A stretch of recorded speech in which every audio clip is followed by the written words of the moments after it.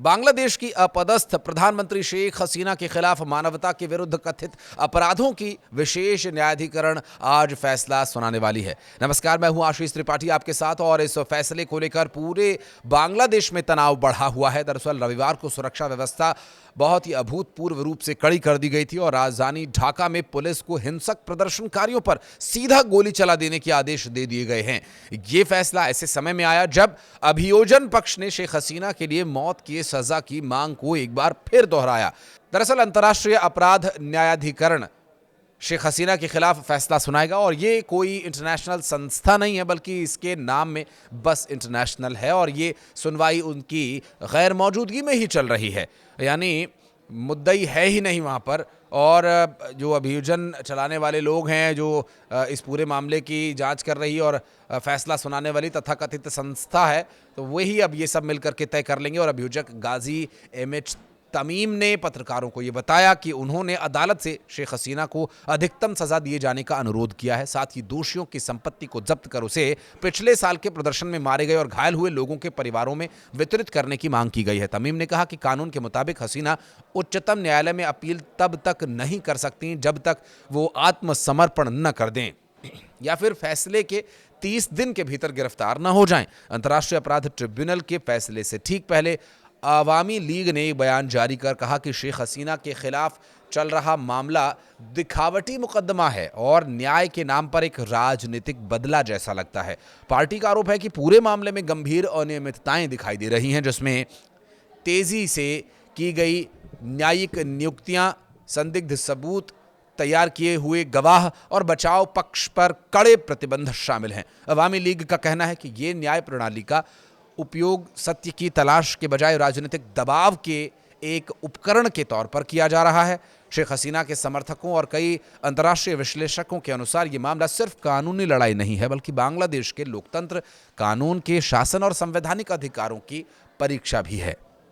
Party ने कहा कि राजनीतिक विचार चाहे जो भी हों, ये उभरती स्थिति देश के लिए एक निर्णायक क्षण बन चुकी है जिस पर दुनिया की नज़र टिकी हुई है।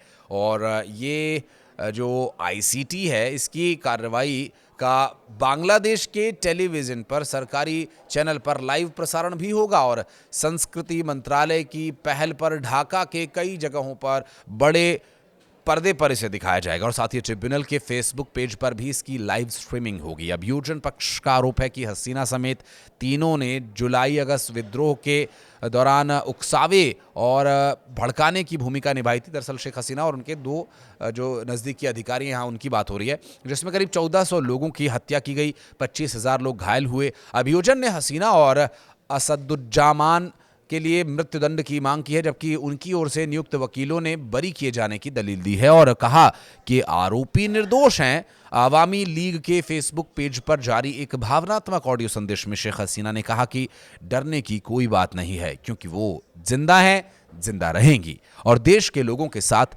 वो लगातार खड़ी रहेंगी। जबकि ट्रिब्यूनल के फैसले से पहले आवामी लीग ने राजनीतिक रूप से प्रेरित मुकदमों के खिलाफ सोमवार को देशव्यापी बंद बुलाया है।